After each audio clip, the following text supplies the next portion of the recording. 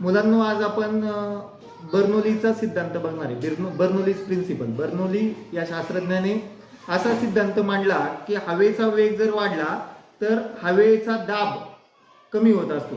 म्हणजे जेव्हा हवेची वेलोसिटी वाढते त्यावेळेस हवेचा प्रेशर हा कमी होतो आणि हवेचा वेग कमी झाला तर हवेचा दाब वाढतो, असं त्यांचा प्रिन्सिपल आहे.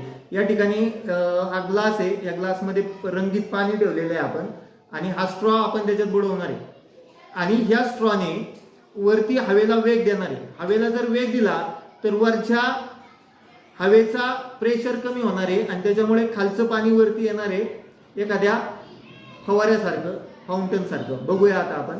बघा, मी आता हवा घालतोय त्याला.